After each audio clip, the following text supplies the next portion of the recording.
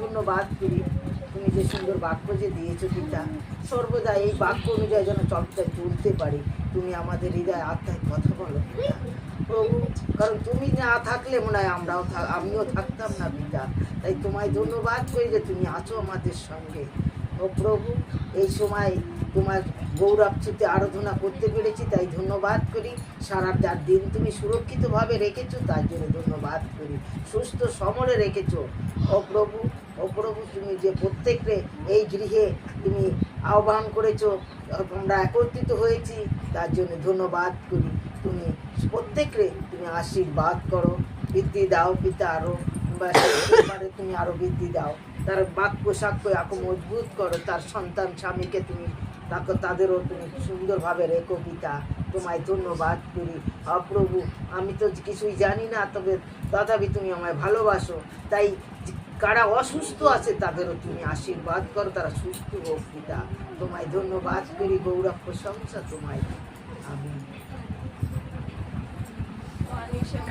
ধন্যবাদ দেই যে এই সুন্দর বাক্য, এই সুন্দর বাক্য যেন এই হৃদয় থাকে, আর এই বাক্য যেন রাখতে পারি হৃদয়, আর এই বাক্য অনুসারে যেন চলতে পারি। যে মহানীশ্বর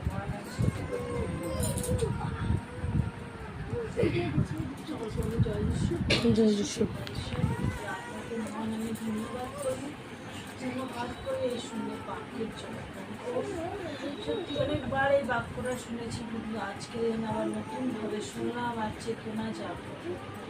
তাই তোমাকে মহান আমি ধন্যবাদ দিই, এইভাবে যেন বাক্য শুনে যেন বুঝতে পারি, আমি যেন আরও বৃদ্ধি পেয়েছি।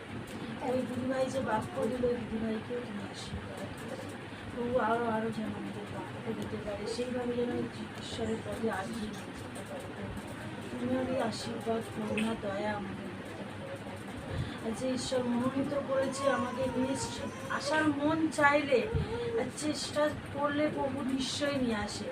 আজ মনে হয়েছিল যে প্রার্থনায় আসবো, কিন্তু কিভাবে আসবো ভাবছি, সারা দিন ভাবছি যে মানিদের আজকে স্কুল ছুটি আছে মাধ্যমিক পরীক্ষার জন্য, ওই তাহলে পড়াটা তাহলে একটু আগিয়ে দিই, 4টের সময় পড়াটা যদি করে দিই তাহলে 6:30 নিশ্চয়ই আমি প্রার্থনায় যেতে পারবো।